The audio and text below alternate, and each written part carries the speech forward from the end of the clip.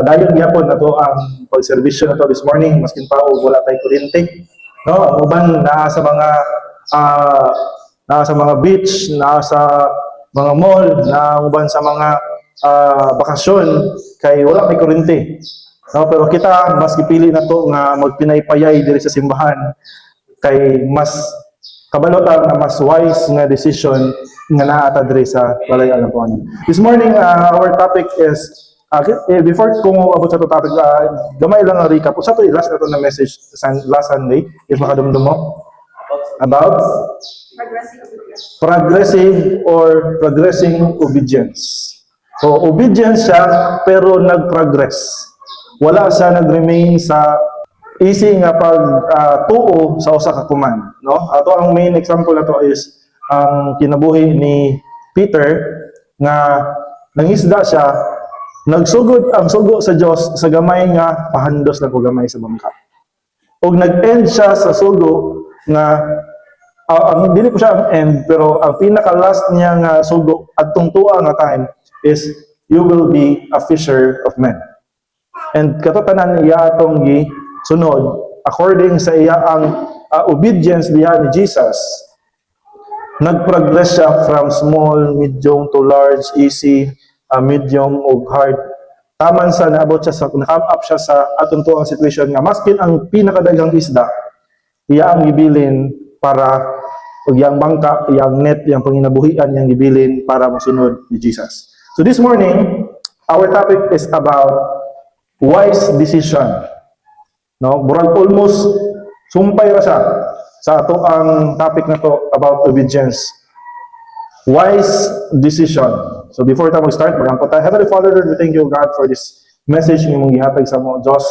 We bless ka niya nga mapulong, O Lord, nga mahimo, God, nga makapadayon kini, O Diyos, sa pagtubo ng O Lord, alang sa amo ang pagkakristohanan, O Diyos, nga dili mahimo kini, O Lord, nga words nga musulod sa among pikasdulungan, o mugawa sa among pikasdulungan. Himuha kini, O Lord, nga matanom sa among kasing-kasing, O Lord, nga madala na muli, dili lang sa among panimalay, dili lang sa among trabahoan, sa among eskwelahan, kundi dili, O Diyos, sa amo ang kadaadlaw na mo nga pagkinabuhi ug adiri ang kalibutan ng Dios. We pray, O Lord, amo ning ipangayon ng tanan ng Dios ug among gihatag ang tanong humaya sa imo. In the mighty name of Jesus we pray.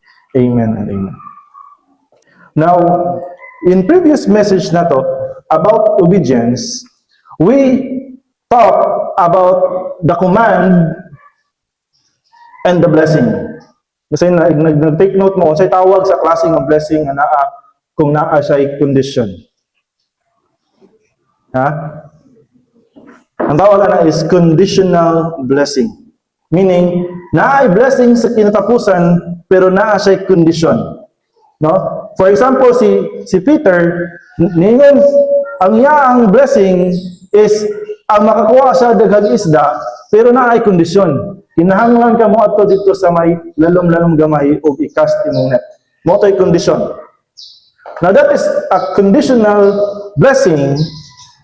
And makita na to, ang last na tong topic about obedience is from the start, ang command, o ang kinalasan, ang blessing. Tama?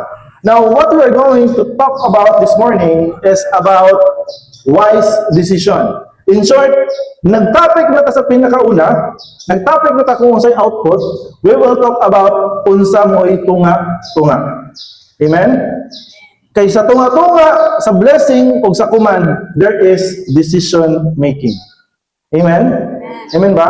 Kinsabi mo ang kundring weak kayo decision making. Decision making. Ano bang feeling ni mo nga hari ka ng sablay sa decision making? Kasi nakadungog ka ng kwan, kanang hari ng sablay na salida. No? Isang tama, 10 mali. Sa 11 niya ka desisyon, pulo ka buok sayo, isa ray sakto. Isa naka-experience sa ginana, kanang feeling bitaw nimo bitaw nga wala ka jud saktong desisyon sa kinabuhi. Musa kayo man lang ganay kung motor, pili kag motor ka ba or maghabal-habal ka, decision ka maghabal-habal na lang ko or dali giulan pa jud ka. Sayop na pong desisyon. Naguna-una ka magkuan ba ko ron, mag high heels ba ko karon, simba o mag-flat shoes lang ko. Nya lapo kayo ang dalan, naka-high heels ka. Sayop na pud. No? So kita tanan, we want to be wise sa atong mga decision. Isa man dili ganahan nga mahimo nga nindot ang atong mga decision making, no? Because whether we like it or not, even if we graduate sa atong pag-eskwela, even if we have high education level, that does not promise you success. Amen ba? Daghan ni graduate, pero ang ending, ang long life, is dili na naka-successful. While na po yung uban po nga wala naka-graduate, pero ang ilang kinabuhi successful. No? Ipakadumdum mo ito ni itong success nga kangkong chips. No? Nagtugi na sila kas one time, si kangkong chips ug si Rendon. Usapod ka influencer. Ano man? Si Rendon, gusto niya ipapamukha nga dili importante ang education kay kinahanglan na kay maayong diskarte sa kinabuhi aron mo success ka. While pag-abot pod ni kangkong chips, importante gyapon nga naa kay education aron makapot nimo imong success. Gatugi sila. Now, maskin pag-unaw-unaon pag-ayo, kung naa may sakto sa ila ang duha, it does not promise you success. Kay maskin pa og na kay high education dili nagpasabot nga mo succeed ka sa life.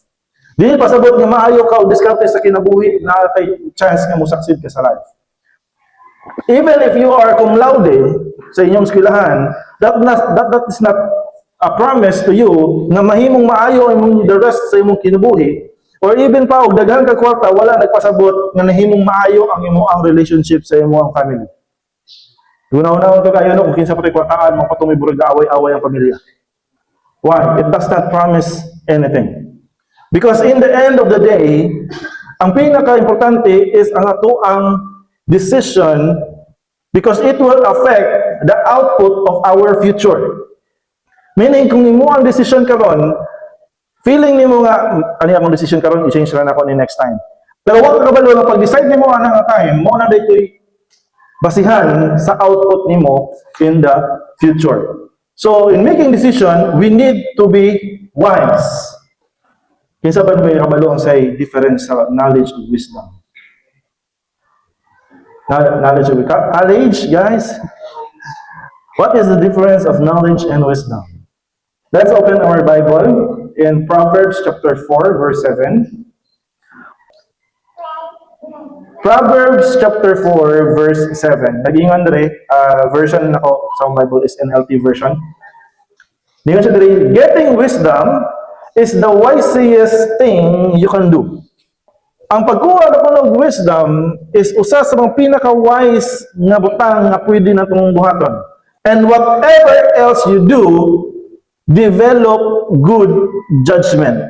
Why kinahanglan tag wisdom in developing good judgment? Because igsoon, dili pareho ang knowledge o ang wisdom.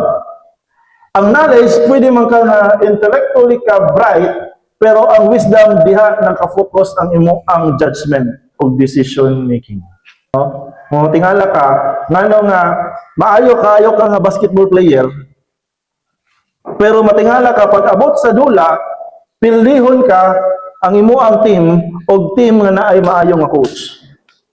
Ano man, you are knowledgeable on the technique of the basketball or sa the game, pero ang coach, naa siya wisdom to make decision making. Kabalo siya kung asa na time ako ning ikuan tangtangon ako ni siya, paggawas ako ni siya. No? You might be book smart sa imo ang tibok klase igsoon, but in the real world, after graduation, pag-apply na nimo og trabaho, matingala na ka nganong nga sige kag kahagbong. Nganong dili ka madawat, bright mo takay ka, cum laude mo taka. Ano man, pag abot nimo sa imong trabaho, mayon ka, cum laude mo taka pero nga hindi makakabalo ani niya. No? Usahay ma-failure ang imo ang career, ano man. Bright ka in terms sa book, pero wala ka nakaandam sa unsa mo gibutang o gihatag sa real world.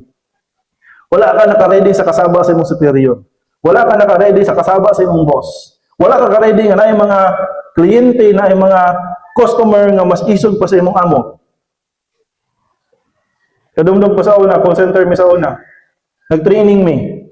Pag mock call na mo, pagtawag na sa kliyente, tagsang magtawag sa mga kliyente. Pero training part pa siya sa training. Ako mo sa kakauban nga babae naka-timing siya nga ang iyaang customer nga na-handle niya is irate. In short, katong isog di kayo ang mga Amerikano. Kanang sapot na daan, isog na daan, istoryaon ka niya, buro kung manggamay dito kasi sa iyaang pangstorya nimo. Manggawas na ito nila ang mga words nila nga makadaot dito sa imo ang reputasyon. Natingala ni, sige na o istorya ang Amerikano, lagot na kay Amerikano. Siya, medyo nihilom na siya.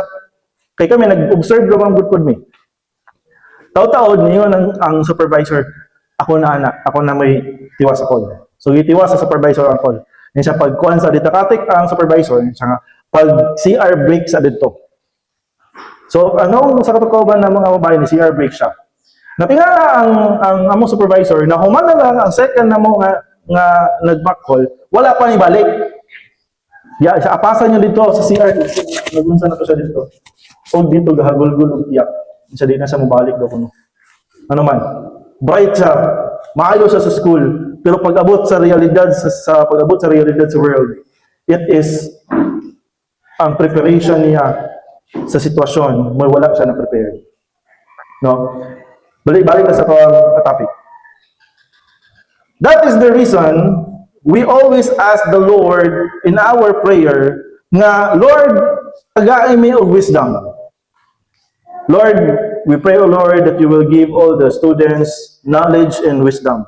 Yun himan-himan day, waday ta kasabot sa wisdom, knowledge sa dito may bawaan. No? Knowledge is makuha nimo sa imong pagtuon. Amen? Wisdom is what you make in using decision making. Unsa man bright kay mo pero i-answer ninyo sa inyo ang test paper. Ambot tingala po ko ang test paper no. Sa una mong panahon klaro kayo ang answer. Kung ako may pumatanong niyo, maklaro na ako ang answer nga naman. Igbasahon niyo ang pinaka-last nga sa question. Nagsugod ra po ng yaang ang answer anang ikaduhang question, nag-base ra po na sa unang question. So basahon niyo ang ikaduhang question, nara po dito ang answer sa first nimong question. Pero karon nagka-bright na ang mga teachers karon. Ano man, matingala ka nga ang answer halos pareho ra gyud.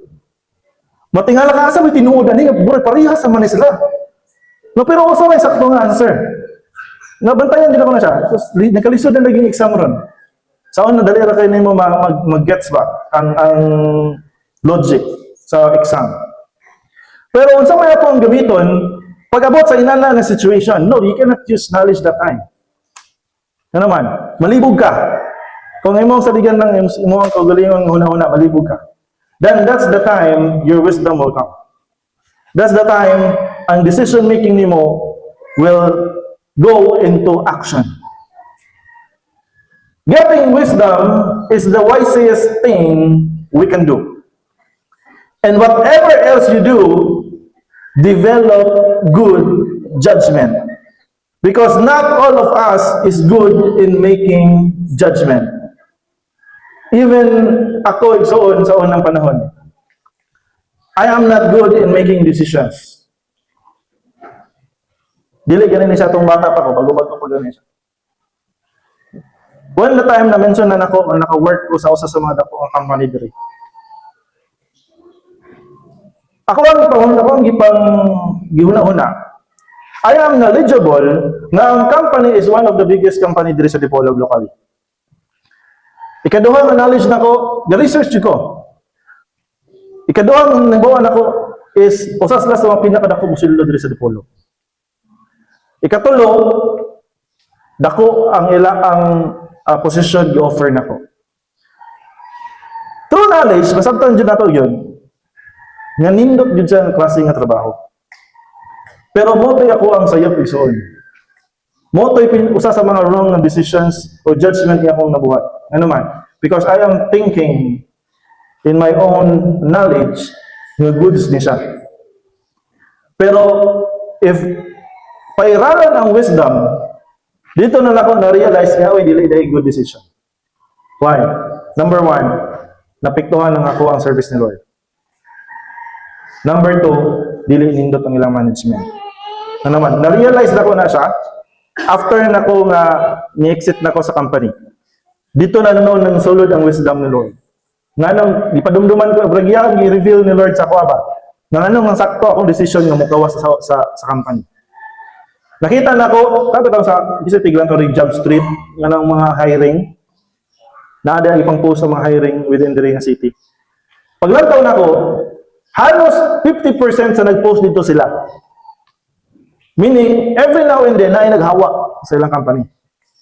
Dito ako na-realize nga, gatagan ko wisdom ng Lord nga, dili sa iyo ang imong decision. Dili sa iyo ang imong ang pag-decide na muhawa na lang katong company and follow ka sa ako. Why? Because, igatuang una-unaon, the common knowledge na ako ang basihan, ang dako og sweldo, dako og chance nga mo succeed ka. No? Dako og sweldo. Makatabang ni sa akong family. Sakto na yung enough na ni siya para ang family asin sukod sa kinabuhi gamay.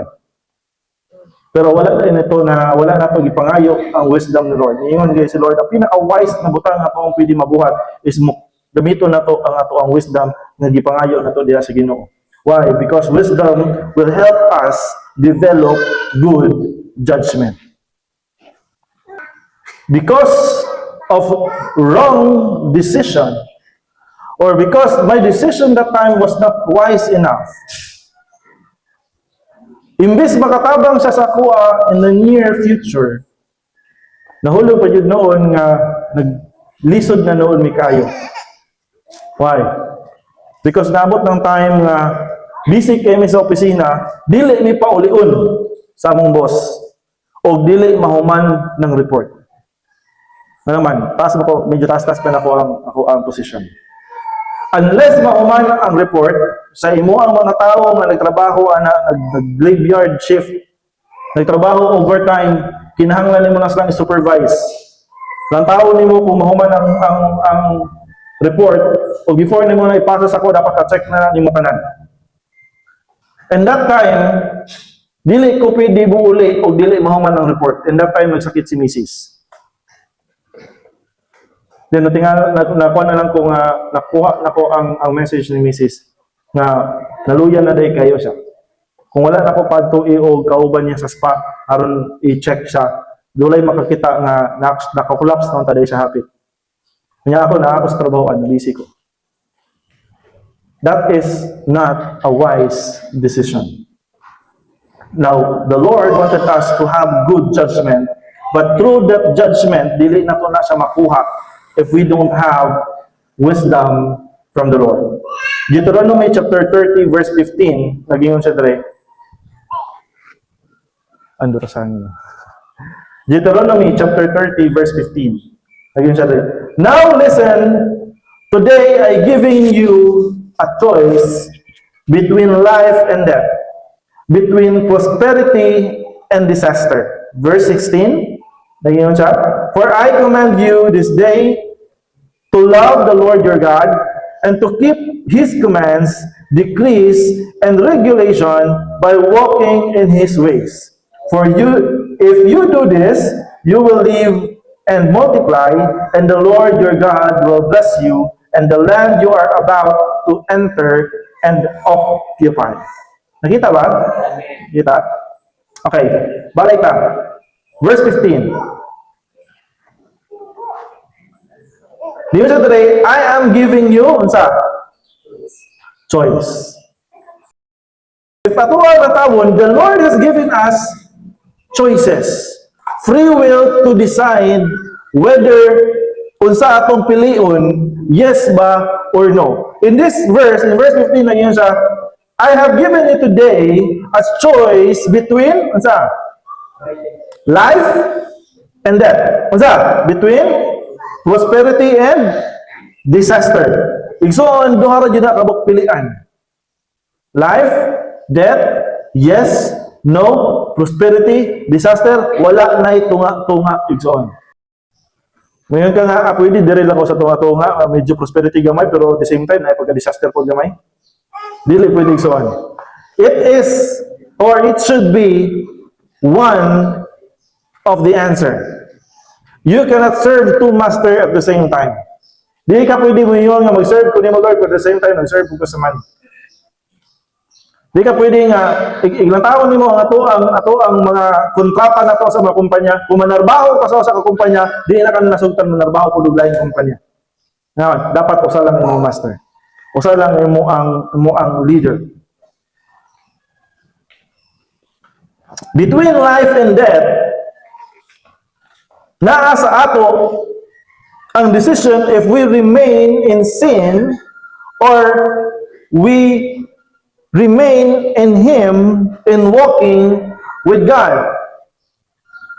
Because it is real when I say people is going to hell. It is real when I say nga ang mga tao na ginayhinay naglakaw padulong sa impyerno. Dili sa nindot paminaw igsoon. Pero in reality, if lang tao nimo ang kinabuhi sa mga tao karon, makita nato nga dili tanan nahimutan sa Dios ang nila ang ginabuhat. Dili na nato ni sugarcoat. Dili na nato hinuon nga nindot og pamation gihapon maskin pa og dili gyud siya nindot pamation. One thing is for sure. There are only few who will make it in heaven.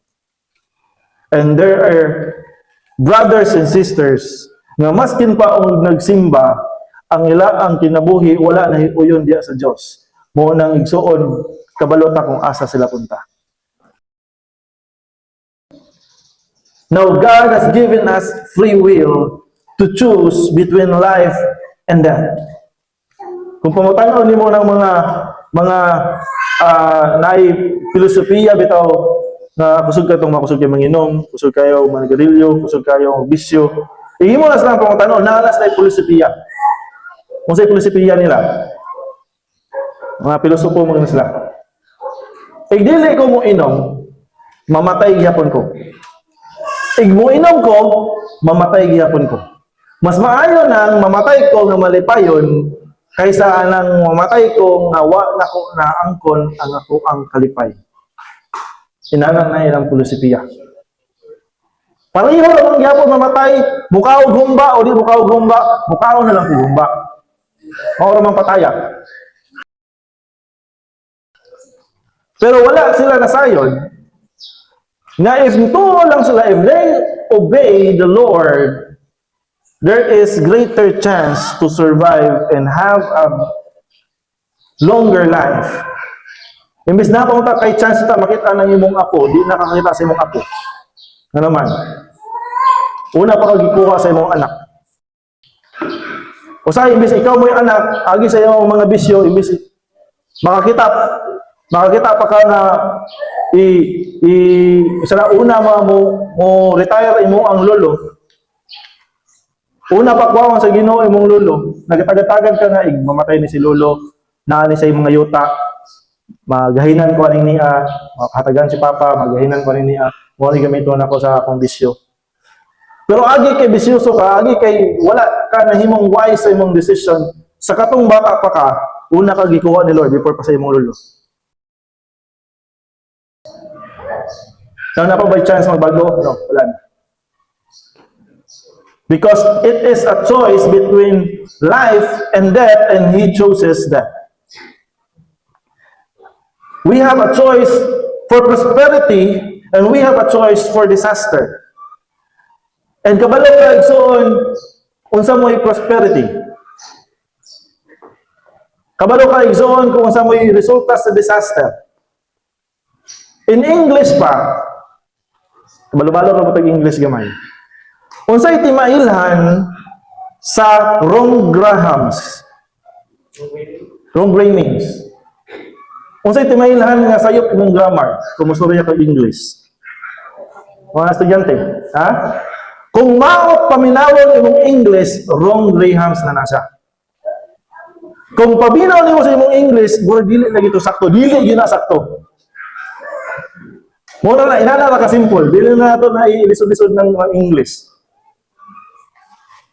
Na naman, for sure ko agree mo nako, dili ka mo tanan sweeto sa was, when, how, where, is, now.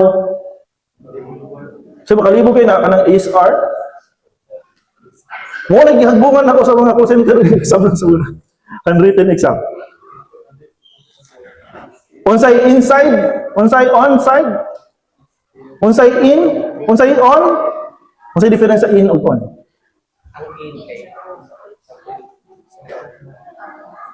Ang in sa sulod. Ang on siga. Oh, wala.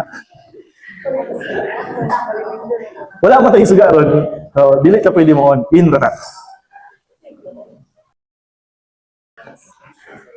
Because, igsoon, dili sayon ang decision making. Amen? When yung tanga, sayon na mo kaya pagpili between life and death. Saan? Life ko. Maskin kinsa yung pumuntanon ni mo, wala mo pili death. Iwin ka, usa man yung maganahan, prosperity o disaster? Prosperity ko, isa po ginahang disaster. No? Pero in reality, igsoon, dili sayon ang decision making. Dili pa sayon ang paghimo og wise nga decision. Maskin pag unsa ka ka-bright igsoon, dili sayon maghimo og decision. Napaganay kasabihan gani. Nga kung kinsa pa tong bright kaayo sa eskwelahan, bulok kay sa kuan, pag-ibig. Ano mo ana? Kung kinsa tong bright kaayo sa eskwelahan, pero pag-abot sa love, stupid. Diba? Ano naman? Because, nakaingon sila nga abi kay bright, kabalo na siya makwinta-kwinta decision making. Knowledge to niya, pero lack siya og wisdom. Ang wisdom, mo na may mutabang sa imo sa pagdesisyon. Now, agi kay wala kay saktong decision. Maskin pag cum laude ka sa eskwelahan ninyo, pero nahigugma ka og tambay. Agi kay nahigugmaan kayo ka, na blinded ka, nawala ang imo ang ka-bright sa eskwelahan. Agi kay wala ka nangayog wisdom ni Lord. Maskin pa og undangan nimo na og eskwela, aron mo kuyog lang sa imong partner, mo kuyog jud ka. Nga naman, dili sayo mo decide. Eskwela o uyab? No, ya kay gugmaan man kayo ka. Ma, mo ni common reason. Ma, ang eskwelahan dili mo dagan. Pero ang uyab, kusog mo dagan. O na as of karon mapilion sa nako kung unsa mo'y ginatibok sa akong puso. Iman-himan wrong decision. Not a wise decision. Later on, na-realize niya, oy, sayop niya ang decision. Pero agi ana nga decision igsoon, it will resolve the output of your future. Amen. It will result on something niyo ka, Lord, I want prosperity. Okay, I will give you the dalan kung asa dapat ang prosperity, pero because the Lord has given us free choice, akong gi-choice na to is ang dalan sa disaster. Maskin pa o gituloan nata kung asay dalan sa prosperity. Verse 16, atong basahan. For I command you this day to love the Lord your God and to keep His commands, decrees, and regulation by walking in His ways. Now, din na po tayo, mubalik na po tayo sa atong main topic na to sa obedience. Ang obedience, we have this called conditional blessing. Now, ang blessing nga gihatag diri ni Lord is kung sa itong isunod aning niya nga verse. Aning niya nga atong gibasa na to. But naa sa condition. Ang unang sugo ni Lord, ang sugo ni Lord to achieve that blessing niyon siya, for I command you. Kung sa gibutang diha sa inyo, command, sakto? Nabay lang version? Wala? I command you, kung sa'yo pasabot ang command, sugo. Just like yun sa gisugo ni Jesus si Peter that time. Just like yun sa pagsugo ni Elisha, si commander sa army nga ni si Naaman. The Lord command you that this day to love the Lord your God and to keep His commands, decrees, regulation, by unsa? By walking in His ways.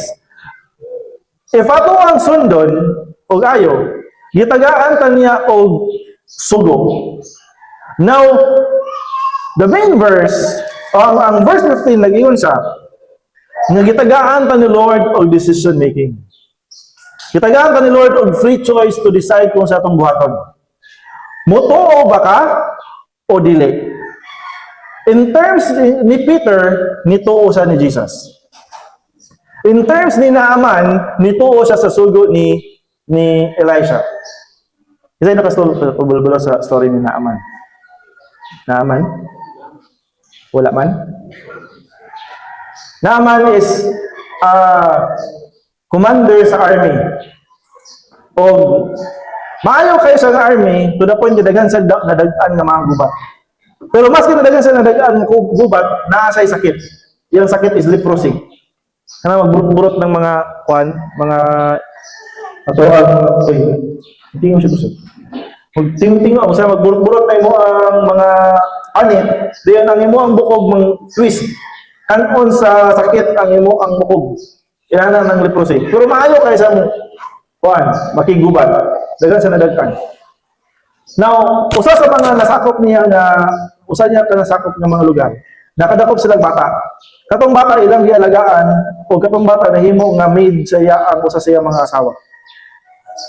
Karon niingon man tong bata nga kung ako ang master makaadto lang siya didto sa Israel, na ay prophet dito nga moayo sa iya ang sakit.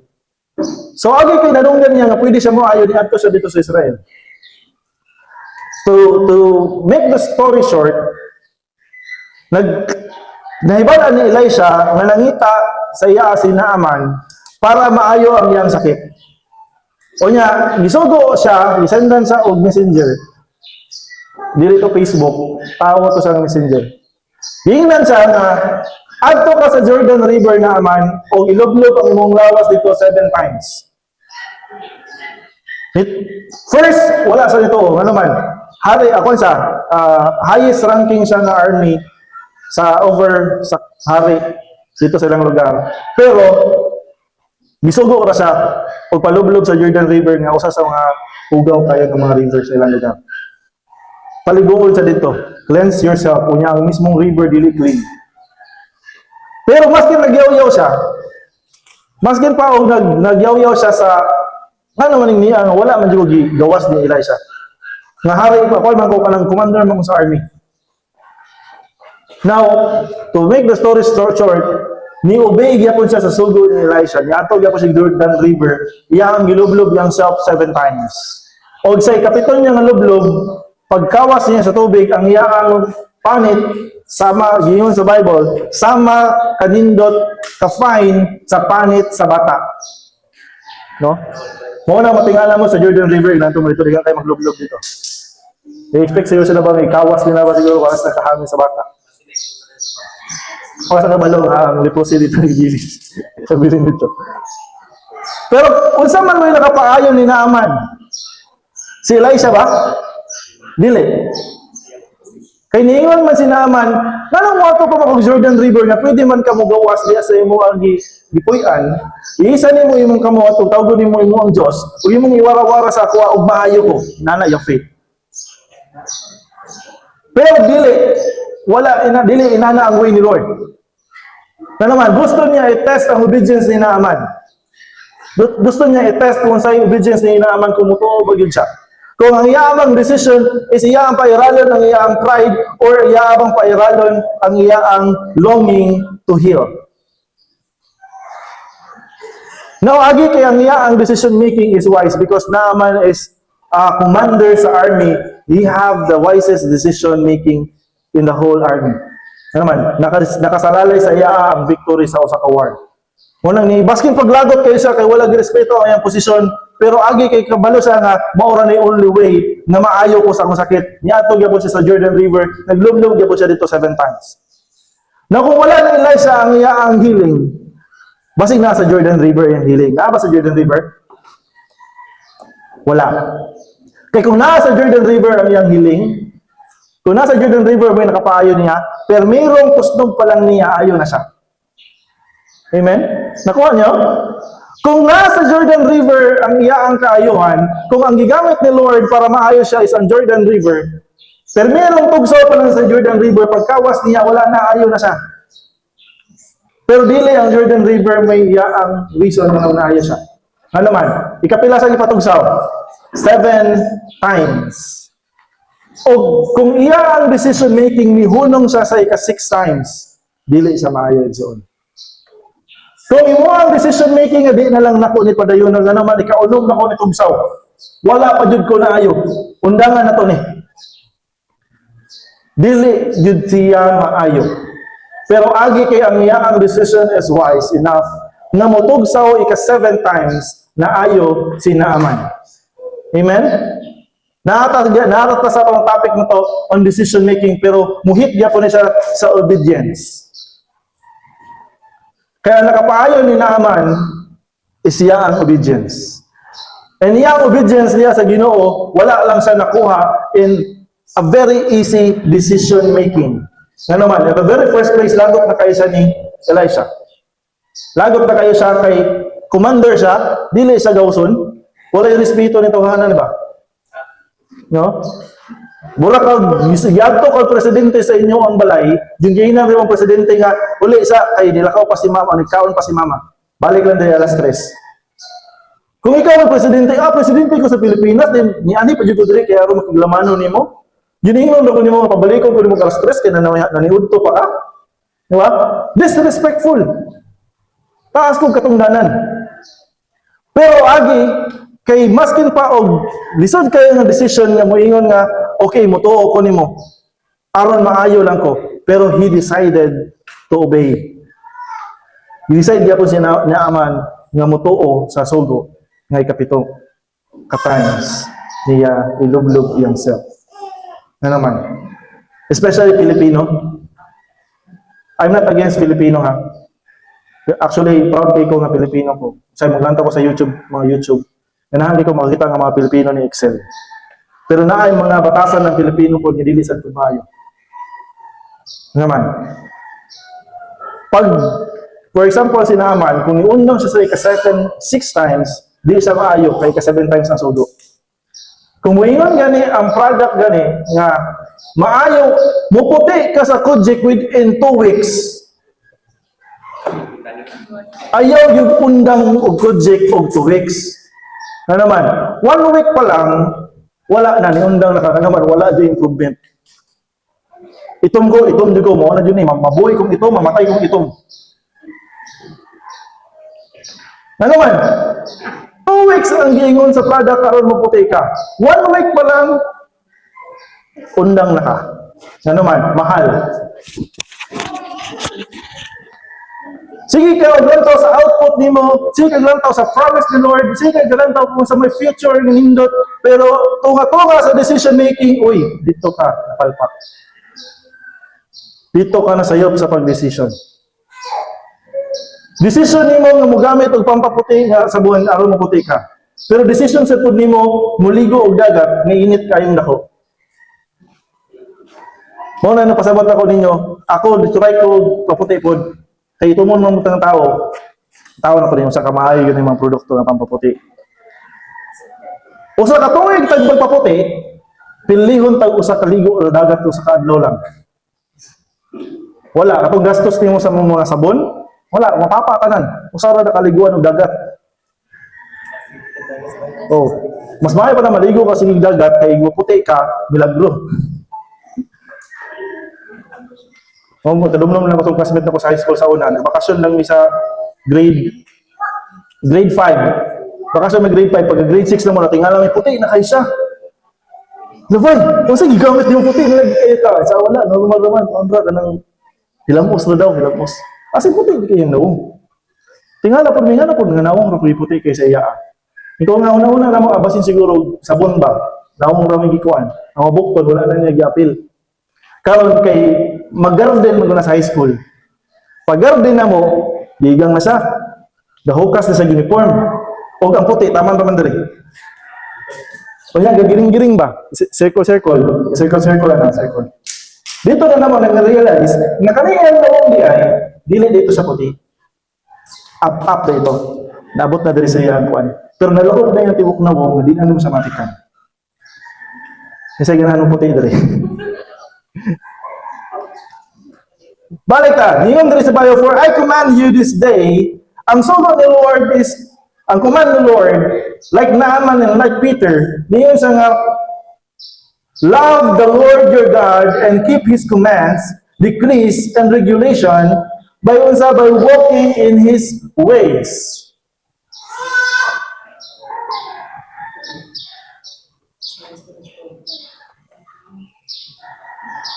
In the last part, ipadayon na ito ang basa igsoon. Ningon siya, if you do this, if you answer yes, if you decide to do what I commanded you, ningon ang Bible, if you do this, you will live, you will multiply, and the Lord your God will bless you and the land you are about to enter and occupy. Take note, if namoy kuan highlighter, i-highlight ni.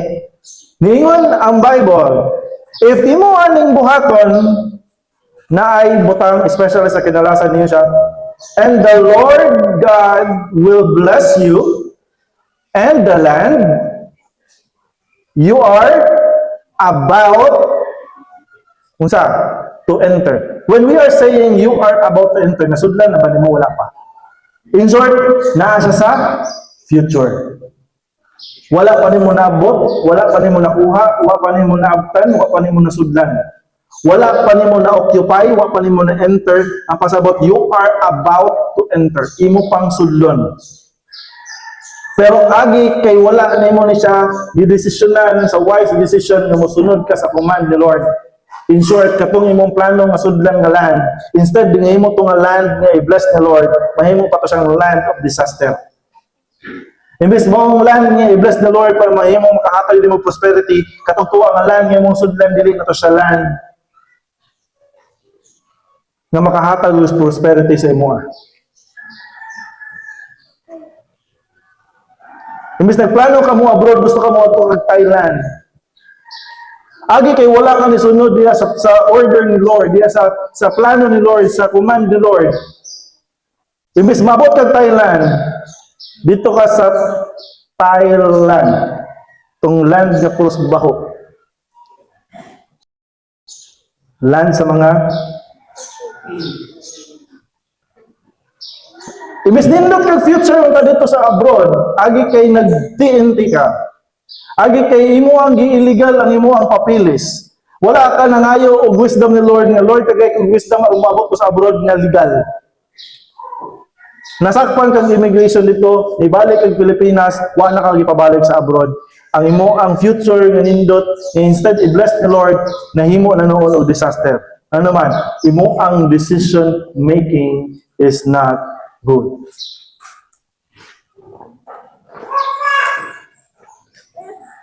The decision on saying yes or no is one of the hardest part sa ato ang kinabuhi. Sa iyong rasugdan, igsoon, ang obedience. Amen? Sa iyong rasugdan ang obedience. Pag iyon nga musimba ta, sa iyon ra ang pagsimba. Pero pag iyon nga mag-fasting ta, lahi na ng usapan. Naman, number 1, ako trabaho. Number 2, giulser ko. Number 3, di na ko ganahan. Sa iyo na kayo pag-ingon nga, mag-adto ta og prayer meeting, o adto ta og practice sa simbahan. Sa iyo ra, easy ra kayo ng obedience. Pero pag-ingon nga mag-trabaho ta sa simbahan, kayo maghimo ka o mag-flooring ta sa ato ang simbahan. Gamay ra kayo nanungha. Ano man? Trabaho man. Tingnan ko ni Maripe, kuhan siya, kanang gikapoy kayo siya. Himan-himan diya, hilantan pa sa palibot di siya si Papa dito. Walay nanabag sa church. Tingala ko, nakita ming Dagol dito sa tindahan. Si Dagol nagpalit og haplas. Uy, nung maghaplas ng kabata pa bang kayo ka? Hindi na, gisuguro akong ate ani. Kali dahil siya may nalarin diya, sakit yung lawas. Nagpahilot. No? So, ang pinaka-hardest part is ang tunga-tunga. Kisa may nag-iwan nga sa'yo na mag-desisyon. Kisa may nakahuna-huna nga, dali na pag-decide. Listen ka pag-decide kung magkarne ba ka o mag-isda. Amen? Sige, tagaan ta mong challenge karon before ta mag-end. Sayo-sayo ta maka-end ron. Praise the Lord. Tagaan ta mong challenge. Tubag mo ha, paspas. Okay? Practice ta. Gugma o kwarta? Oh, what? Kamantay ko? Dili sa yung desisyon na. Ano man, ako ba yung desisyon og gugma? Ang ba po desisyon og kwarta? Ano man, naayo bang tao na practical? Kwarta yun. Pero na ako ibang tao po nga kanang emotional. Oh? So gugma po sila. Number 1 ko lang ito hawa na, dili na pareha sa inyong decision making. Ano man, dili sa iyo mag-decide. Number 2. Batang Quiapo, probinsyano.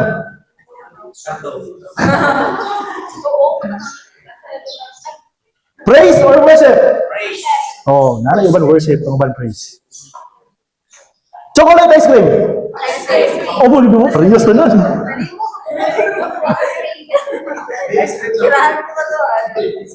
Wala, dili ko sabi. Matulog mo kaon. Ayaw mo kaon. Why mo tulog na basta naalay kaon okay ra. Dili sa iyo mo decide, amen. Pag iyo na to nga nakakita kay 1,000 na kwarta sa dalan, di nakakita po kay 500. Asa may punito nimo 1,000 o 500? 1,000? Oh, kuha mo itong duha.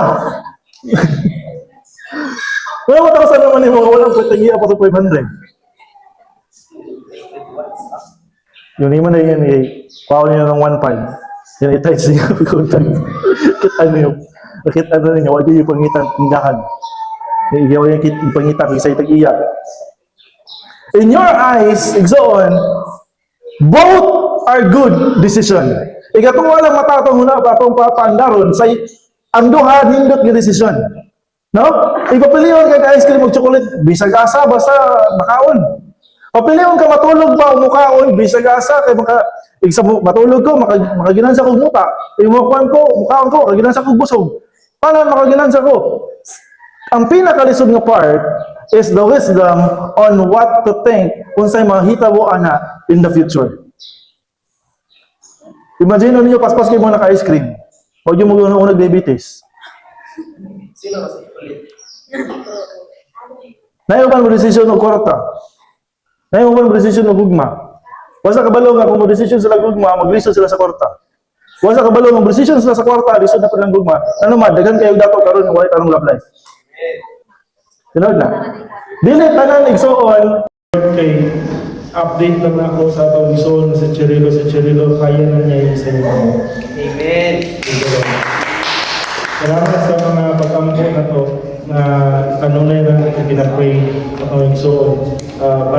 Siguro by August, siguro medyo okay rin ito ang kalagayan. Wala naman kumusta yung mga ng prayer meeting. No.